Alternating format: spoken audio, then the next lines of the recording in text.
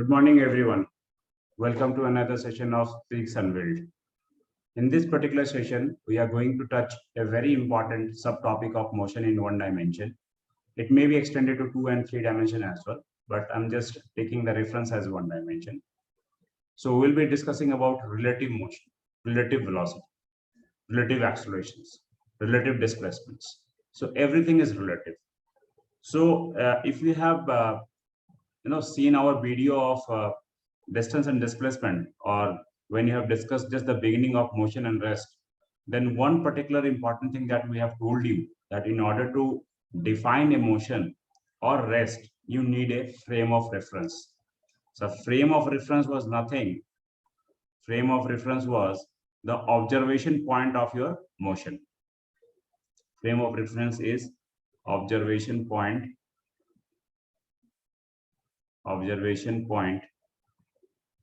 of motion. जिस जगह से आप बेसिकली ये बता रहे होते हैं कि ये जो जिस ऑब्जेक्ट को आप व्यू कर रहे हैं, जिस ऑब्जेक्ट को आप ऑब्जर्व कर रहे हैं, वो मोशन में है या रेस्ट में है. फॉर एग्जांपल, अगर मान लीजिए कि मैं बोलता हूं कि ये ग्राउंड है, दिस इज अ ग्राउंड. आप थोड़ा फ्रेम ऑफ रेफरेंस को समझने की कोशिश करेंगे. ये ग्राउंड है और ये एक बॉल है. मान लीजिए ये बॉल इधर भाग रही है. मान लीजिए इधर बॉल जा रही है 10 मीटर पर सेकंड से. तो आपका ऑब्जर्वेशन ऑब्जेक्ट क्या है? ऑब्जर्वेशन ऑब्जेक्ट है बॉल. ऑब्जर्वेशन जिसको आप ऑब्जर्व कर रहे हैं, ऑब्जर्वेशन पार्टिकल या ऑब्जेक्ट जो भी बोल लीजिए, ऑब्जर्वेशन ऑब्जेक्ट बॉल है.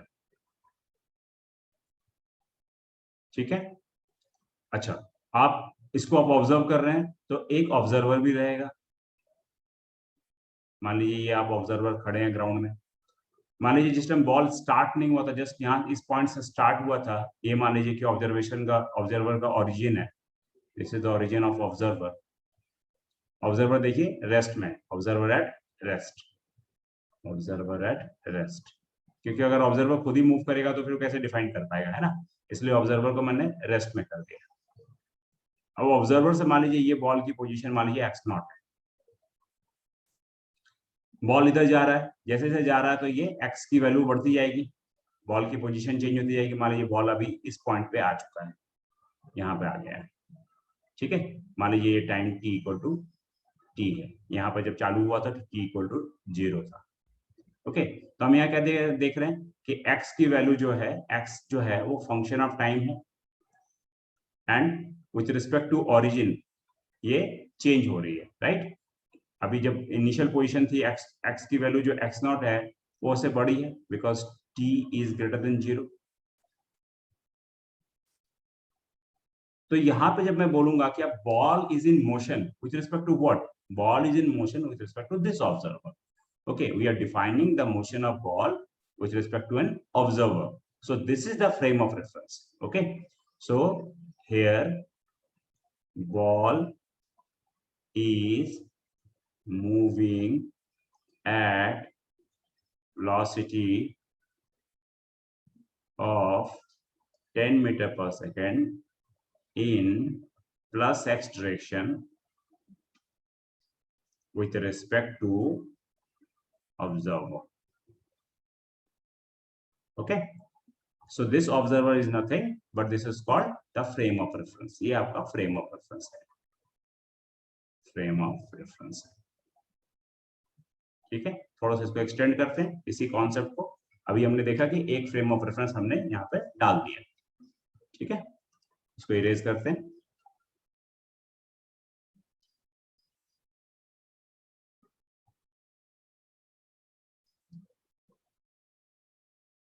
अब मान लीजिए यहाँ पे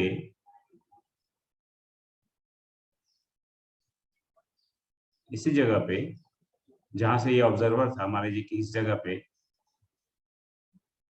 एक कार जो है, कार के ऊपर एक आदमी बैठा हुआ है.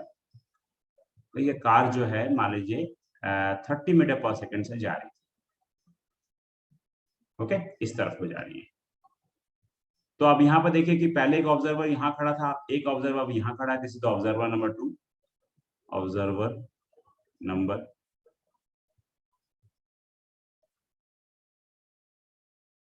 Observer number 2. मान लीजिए ऑब्जर्वर नंबर 2 का ये ओरिजिन है ये ऑब्जर्व नंबर का एट मान लीजिए बिगिनिंग, जस्ट यहाँ से बिगिनिंग हो रही है, तो इस टाइम में मान लीजिए ये डिस्प्लेसमेंट जो है, मान लीजिए बॉल की जो डिस्टेंस है, ये मान लीजिए कि x1 है। अब जैसे जैसे ऑब्जर्वर, देखिए इस ऑब्जर्वर की स्पीड ज्यादा है, मतलब इस ऑब्जर्वर के रिस्पेक्ट में बॉल जो है 30 मीटर पर सेकेंड, जैसे बॉल आगे बढ़ेगी ये भी बढ़ेगा आगे, ये भी आगे बढ़ेगा, ये भी आगे बढ़ेगा, ठीक है। तो मतलब इस सेंस में क्या हो, कुछ ही देर में, क्योंकि 30 है, ये 10 है, कुछ ही देर में इसको क्या दिखेगा कि ये तो यहाँ आ गया, आगे बढ़ गया होगा, तो बॉल इसके रिस्पेक्ट में पीछे जाता हुआ दिखेगा, राइट, थोड़ा सा स्लो दिखेगा इसको। तो जब भी हम मोशन एंड रेस्ट को हम जब डिफाइन करते हैं, तो इस बात पे आप जरूर ध्यान रखें कि आप किस पॉइंट से बेसिकली उस मोशन या रेस्ट को ऑब्जर्व कर रहे हैं, ठीक है। ये इस कॉन्सेप्ट को थोड़ा सा मैं और सिंप्लीफाई करता हूँ, क्योंकि अभी हमने एक ऐसा ऑब्जर्वर लिया था जो कि ग्राउंड पे रेस्ट पे था, ठीक है। इसको थोड़ा सा अलग अलग फॉर्मेट में रखते हैं। मुझे लगता है ये इस जगह में थोड़ा मिक्सअप हो जाएगा, आपको समझने में थोड़ी दिक्कत आएगी। तो let us take an another example rather than this. मान लीजिए यहाँ पर एक आदमी बैठा हुआ है और एक बच्चा जो है वो भाग रहा है। ये कार जो है मान लीजिए 40 मीटर पर सेकंड से जा रही है। अब बच्चा जो है इस बस के अंदर में, ये बस है, मान लीजिए दिस इज द बस, बस जा रही है 40 मीटर पर सेकंड से। बस के अंदर में जो बच्चा है वो मान लीजिए 3 मीटर पर सेकंड से बस के डोर पे जा रहा है। मान लीजिए यहाँ बस का डोर है, इस तरफ को जा रहा है। यहाँ आदमी एट रेस्ट में, ये ऑब्जर्वर है। मान लीजिए ये बस जो है ग्राउंड पे चल रही है, हो सकता है कि सड़क किनारे आप भी खड़े हो, ये मान लीजिए आप ऑब्जर्वर 1 है, ठीक है। तो आप इसमें यहाँ पे किस चीज को ऑब्जर्व कर रहे हैं, आप ऑब्जर्व कर रहे हैं चाइल्ड को। तो चाइल्ड आपका क्या है, चाइल्ड इज योर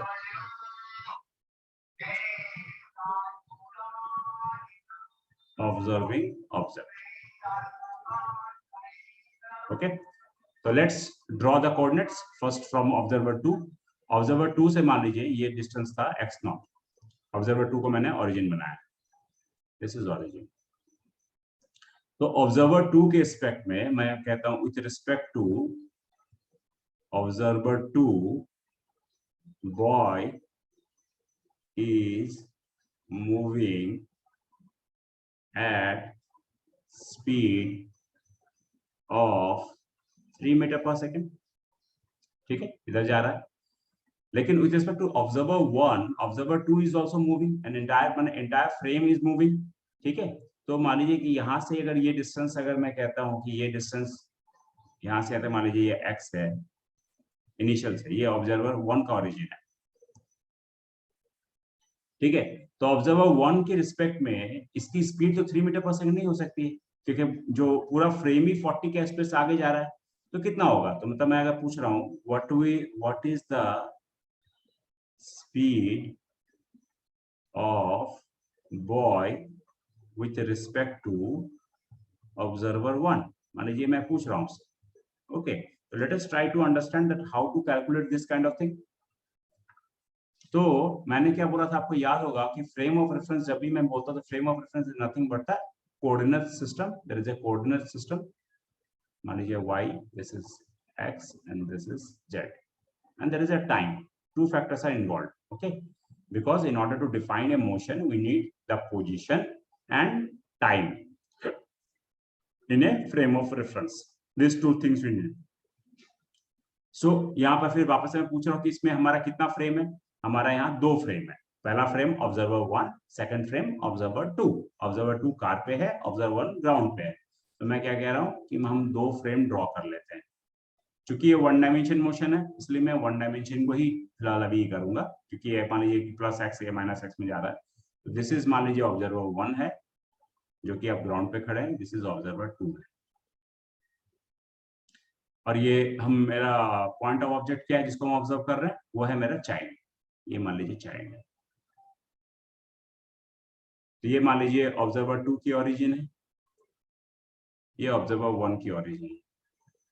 तो ये जो पोजीशन है चाइल्ड की विथ रिस्पेक्ट टू ये, जिसको हम लिख सकते हैं XCO। XCO का मतलब हो गया position of child with respect to observer 1 origin.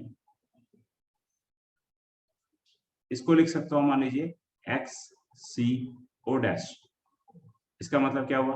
इसका मतलब हुआ position of child with respect to observer 2 origin। ठीक है, चूंकि ऑब्जर्वर 2 भी कुछ मोशन में है तो मैं कह रहा हूं कि ये वाला को हम लिख सकते हैं एक्स ओ डैश ओ। इसका मतलब हो गया position of observer 2 with respect to observer 1। Okay, clear है यहां से इस डायग्राम से? इसको हम इरेज करता हूं।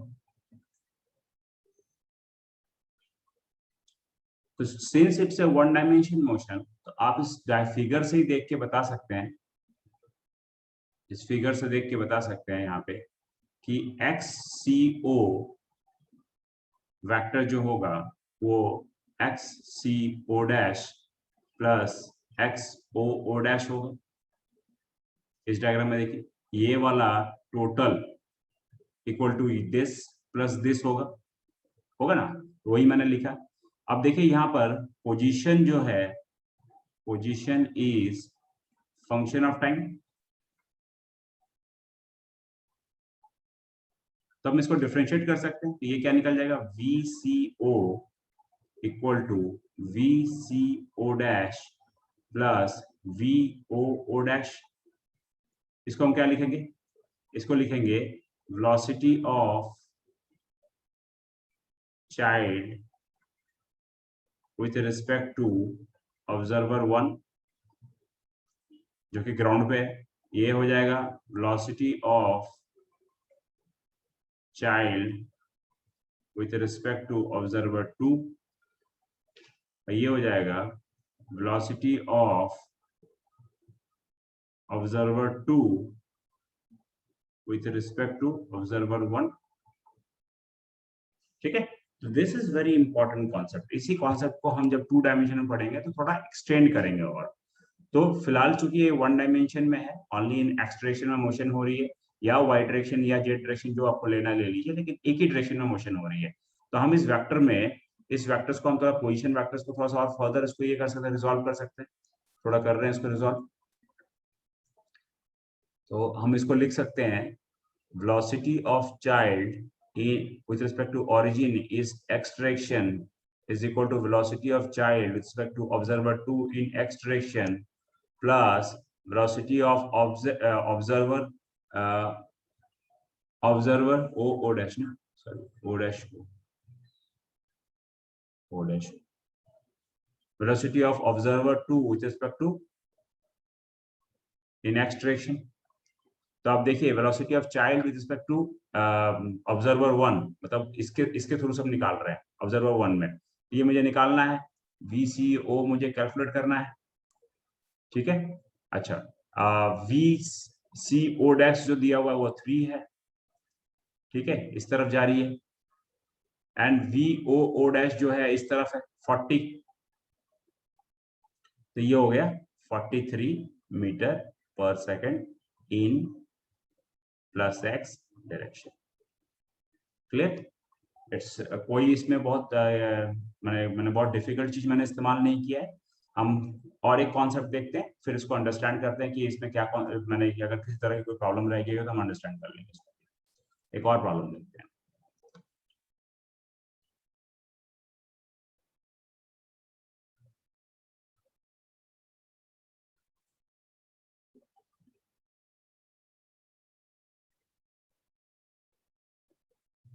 रिलेटिव मोशंस बहुत ही इंपॉर्टेंट है, और अगर इस तरह आप फ्रेम ड्रॉ करते हैं ना तो कभी भी आपको ये इस बात की डिफिकल्टी नहीं रहेगी कि क्या जोड़ना है, कैसे निकालना है। सिर्फ आप फ्रेम समझिए। फ्रेम समझने के लिए आपको ये चीज याद होना चाहिए आप किस ऑब्जेक्ट को ऑब्जर्व कर रहे हैं। वो आपका पॉइंट ऑब्जेक्ट जो है ऑब्जर्वेशन ऑब्जर्विंग ऑब्जेक्ट होगा, और कहाँ से आप ऑब्जर्व कर रहे हैं। ऑब्जर्वर को हमेशा फिक्स कर दें किसी एक जगह पे, उसके रिस्पेक्ट में आप मेजरमेंट करें। ठीक है,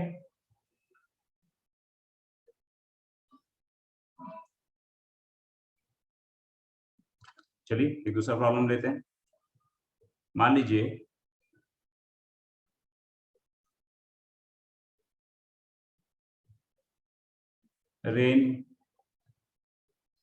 rain drops are falling. Okay, तो rain is falling at the speed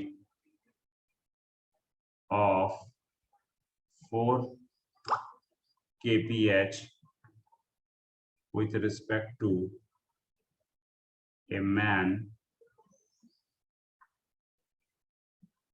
vertically। मान लीजिए एक आदमी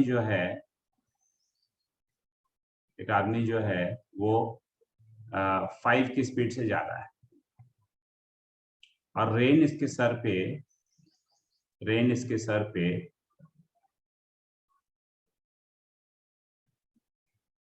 4 kph के स्पीड से गिर रही है। ओके, सो यहाँ पे आप देखिए, और मान लीजिए यहाँ ग्राउंड में एक आदमी खड़ा है, तो आपको अगर वो बोलता है कि ऐसा रेन वर्टिकली, एक काम करते हैं इसको रिमूव कर देते हैं, इसको थोड़ा सा अलग तरह से बनाते हैं, ऐसे समझ में नहीं आएगा। थोड़ा सा इसको अच्छी स्टोरी लाइन देते हैं ताकि आपको समझ में आए। मान लीजिए आप एक दुकान पे बैठे हैं, चाय समोसे खा रहे हैं, बाहर बारिश हो रही है, ये आप है। ओके, ये बाजू में रोड है, बारिश हो रही है बाहर। तो बारिश जो हो रही है आपके रिस्पेक्ट में वर्टिकली हो रही है, आपके रिस्पेक्ट में वर्टिकली हो रही है। आप कहाँ पर है? मान लीजिए आप ऑब्जर्वर 1 है, आप ग्राउंड पे खड़े हैं, स्टिल है। तो मान लीजिए रेन है, रेन ड्रॉप्स, तो रेन की स्पीड मान लीजिए 4 kph है। So if rain is falling vertically downward at a speed of 4 kph। Okay, मतलब ये जो दिया हुआ है velocity of rain with respect to observer 1, मतलब हम ग्राउंड ले लेते हैं, ऑब्जर्वर 1 दिया हुआ है मैग्नीट्यूड वाइज 4, किस तरफ है? Downward direction, vertically downward. Okay, मान लीजिए यहाँ पे एक बाइकर है, एक बाइक है, वो बाइक जो है मान लीजिए 10 kmph से जा रही है, 10 kph से। ठीक है, यहाँ पे हमने एक ऑब्जर्वर बैठा दिया, तो आपको निकालना है find the velocity of rain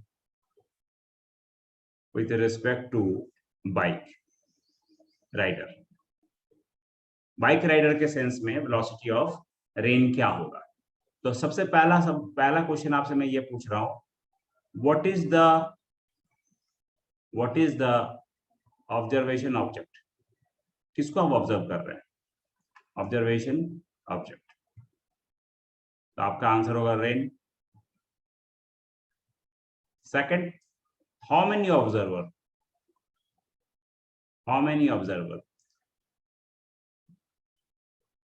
आपका आंसर होगा 2।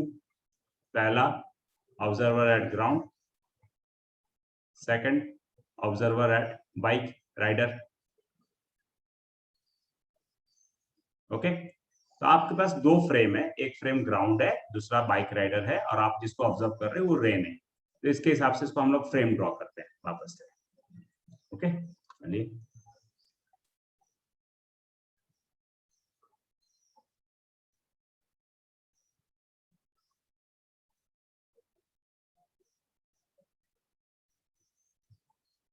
जब भी इस तरह का प्रॉब्लम आए, आप ये 2 सवाल जरूर पूछे कि किस ऑब्जेक्ट को आप ऑब्जर्व कर रहे हैं और कहाँ से ऑब्जर्व कर रहे हैं।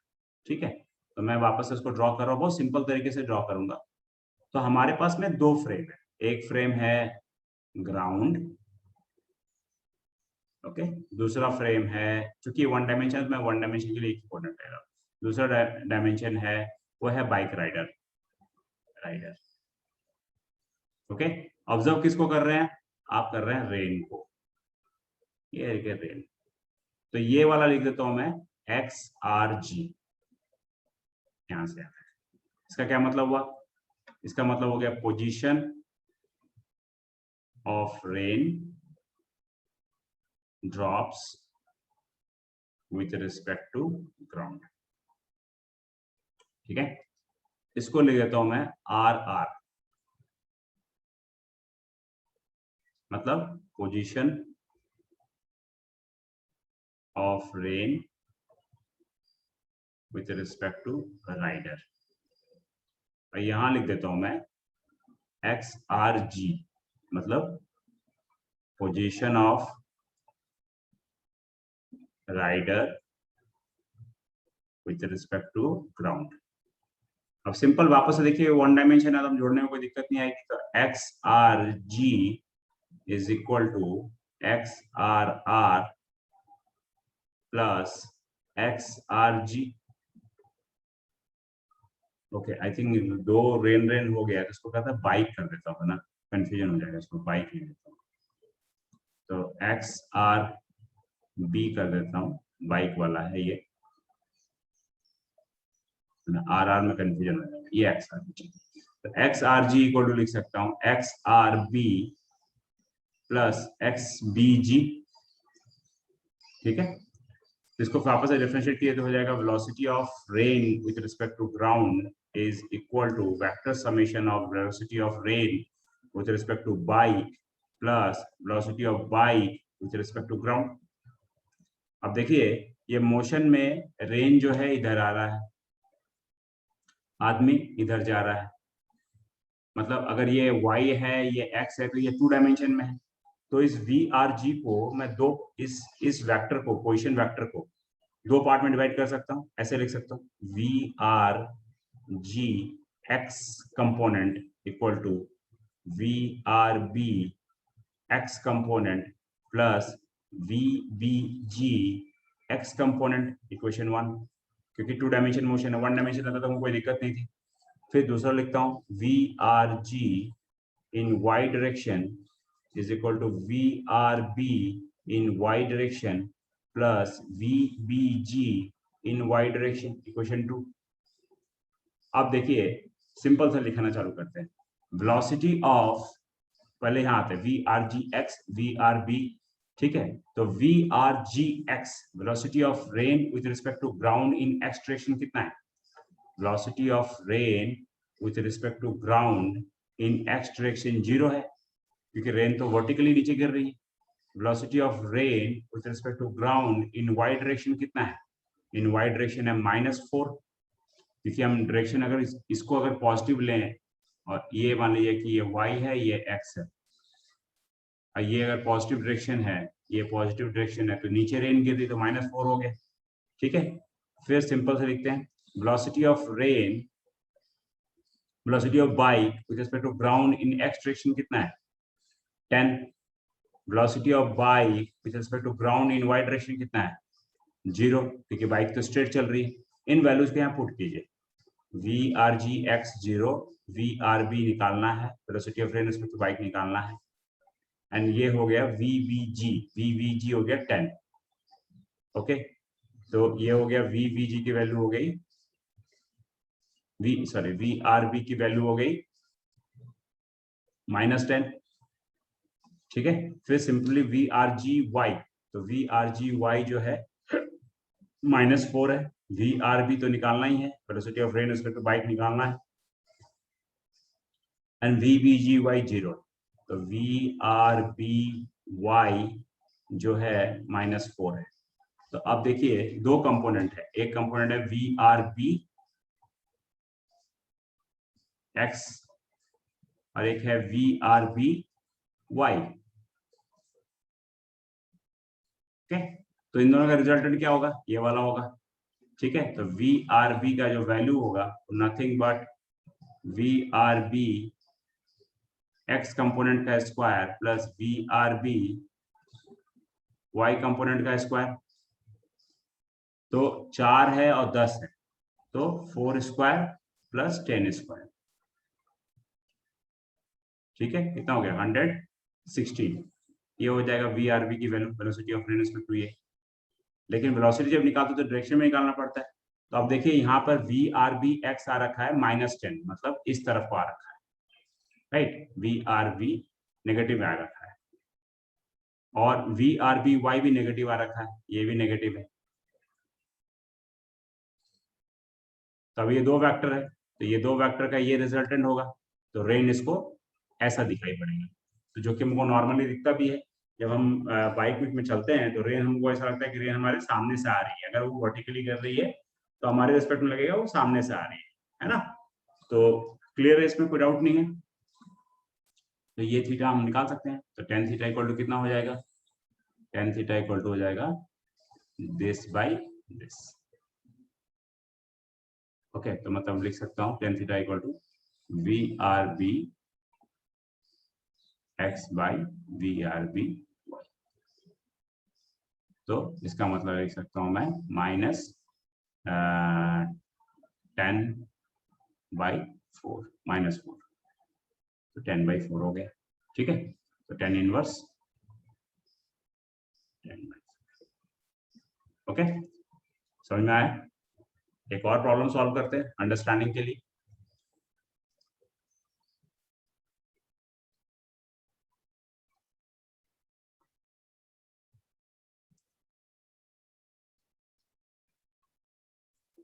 रिलेटिव मोशन का प्रॉब्लम अगर जब भी सॉल्व करना हो तो याद रखिए ये चीज, ये कॉन्सेप्ट आप अपने दिमाग में बैठा लें, वरना वेक्टर्स की वजह से कंफ्यूज हो गए, क्या किसको जोड़ना है नहीं जोड़ना है, उससे इसमें कभी कंफ्यूजन हो ही नहीं सकता। आप सिंपली पॉइंट लें, फ्रेम्स लें एंड ऑब्जेक्ट के हिसाब से उस फ्रेम्स को कंपोनेंट में डिवाइड कर दें। जैसे मान लीजिए यहाँ पर 2 डायमेंशन था तो मैंने वेलोसिटी के 2 कंपोनेंट ले लिए। कहीं अगर सिंगल डायमेंशन होगा तो सिर्फ एक ही कंपोनेंट से काम चल जाएगा, जैसे कि पिछले हमारे एग्जाम्पल में हुआ था। ठीक है, and at the same time I recommend you कि क्योंकि हम लोग ऑलमोस्ट अदर लास्ट पे हैं मोशन इन वन डायमेंशन के, तो अभी तक जिन लोगों ने हमारा वीडियो नहीं देखा है काइंडली वो सारे वीडियोस कंप्लीट कर ले, बिकॉज इसके बाद हम सिर्फ मोशन इन 2 डायमेंशन में को टच करेंगे। रिलेटिव वेलोसिटी हमने टच कर लिया है, इसी को एक्सटेंड कर देंगे वहां पे, लेकिन एक न्यू कॉन्सेप्ट से प्रोजेक्टाइल मोशन का वहां पर लेंगे हम। चलिए अब एक नया प्रॉब्लम सॉल्व करते हैं।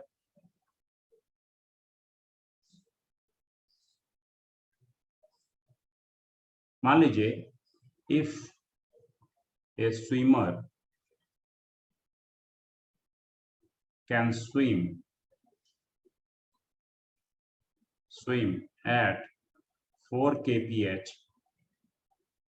with respect to still water, and water is flowing at speed of 5 kph with respect to ground, then find speed of swimmer with respect to ground। ठीक है, क्या कह रहा है, अगर एक स्विमर जो है, यहाँ पर कितना फ्रेम है, एक फ्रेम है रेन, एक फ्रेम है रिवर, दूसरा फ्रेम है ग्राउंड। मान लीजिए यहाँ पर एक आदमी जो है ये आइलैंड में खड़ा था एकदम रिवर के ऊपर में, तो ये ऑब्जर्वर 2 हो गया। ये एक स्विमर को देख रहा है तैरते हुए, अगर वो स्टिल वाटर में जो स्विमर है वो 4 kph पे तैर सकता है और इसका स्पीड है 5 kph। तो velocity of swimmer with respect to river कितना दिया हुआ है, दिया हुआ है 4 kph। ठीक है, तो हम पहले फ्रेम ड्रॉ करते हैं। किसको ऑब्जर्व कर रहे हैं हम, स्विमर को। तो स्विमर को हमने पार्टिकल बना दिया। कितना फ्रेम है हमारे पास, 2, एक रिवर दूसरा ग्राउंड। इसको क्या लिख सकते हैं, एक्स एस जी, इसको लिख सकते हैं एक्स एस आर, इसको लिख सकते हैं एक्स आर जी। तो X S G is equal to हो गया X S R plus X R G. तो इनको डिफरेंशिएट करेंगे तो हो जाएगा V S G equal to हो गया V S R plus VRG। अगर इसको मुझे कंपोनेंट में डिवाइड करना हो, क्योंकि यहाँ देखिए दो कंपोनेंट में मोशन हो रही है, एक एक्स डायरेक्शन है, इधर वाई डायरेक्शन है, ठीक है। तो इसको हम लिख सकते हैं एक्स कंपोनेंट के लिए VSGX equal to VSRX plus VRGX पहला। अगर y के लिए लिखना है तो हम लिख सकते हैं VSGY equal to VSRY plus VRGY, ठीक है। तो इस तरह से हम आप कंपोनेंट में डिवाइड कर सकते हैं। अब देखिए velocity of swimmer with respect to river in x direction कितना है, 0 है, क्योंकि स्विमर तो सीधा तैर रहा है वर्टिकली। तो velocity of swimmer with respect to river in y direction कितना है, 4। फिर velocity of river with respect to ground in y direction x direction कितना है, 5। Velocity of river in with respect to ground in y direction कितना है, 0। इन दोनों इस सब वैल्यू को आप पुट कर दें, आपको क्या निकालना है, velocity of swimmer with respect to ground निकालना है, निकल जाएगा। तो यहाँ पर आप पुट करें VSGX is equal to VSRX is 0 plus VRGX is 5, फिर VSGY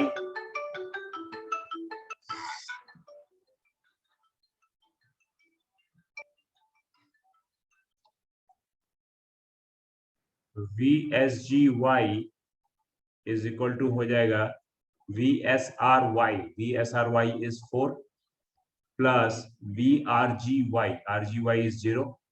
तो VSG की वैल्यू हो गई VSGX वाला स्क्वायर प्लस VSGY वाला स्क्वायर, तो ये हो गया 25 प्लस 16 इज इक्वल टू 41, ठीक है। तो अब इसका अगर मान लीजिए इसका कंपोनेंट, दो कंपोनेंट आ गया मेरा VSG और VSY का, मान लीजिए ये VSGY है, ये VSGX है, तो स्विमर मेरे को ऐसा दिखेगा कुछ, ये रिजल्टेंट होगा, ये एंगल होगा, ठीक है। तो tan थीटा को लिख सकता हूं मैं VSGY बाई VSGX, मतलब VSGY इज 4/5। तो देखिए ऐसा नॉर्मली होता है, अगर मान लीजिए कि जो स्विमर, जब ये ग्राउंड वाला देखिएगा तो क्या दिखेगा कि स्विमर को तो ये रिवर जो है ऐसे ड्रैग कर रहा है, इसका मतलब स्विमर धीरे धीरे ऐसी की तरफ चलने लगेगा, थोड़ा ड्रिफ्ट आएगा इस केस में, instead of going to this point you will go reach to this point. Okay, so इसी के साथ हम रिलेटिव मोशन का ये चैप्टर टॉपिक खत्म करते हैं, ठीक है। और इसके अलावा हम बेसिकली एक टेस्ट सीरीज चालू कर रहे हैं, टेस्ट सीरीज स्टार्ट करेंगे इस पे मोशन इन वन डायमेंशन पे, जहां पर मैं कुछ सिलेक्टेड प्रॉब्लम्स आपके साथ डिस्कस करूंगा, ठीक है। पहले वो प्रॉब्लम्स मैं आपको दूंगा सॉल्व करने के लिए, if you could solve those problem easily then it's okay, otherwise we'll again revisit the concept one by one. Okay, so finally one more time, I just want to place a request to you that if you have not subscribed our channel so far, kindly help us, kindly subscribe our channel and press the bell icon so that you can get this kind of videos. And at the same time, I'll recommend that please join our Telegram channel as well, where we put the link of Zoom video link. And else there is a WhatsApp group, separately WhatsApp group is also there, but you may join the Telegram channel, you can get the link, and where you can interact with our teacher and you can clear your doubts. So with this, have a great day and bye from Physics Unveiled.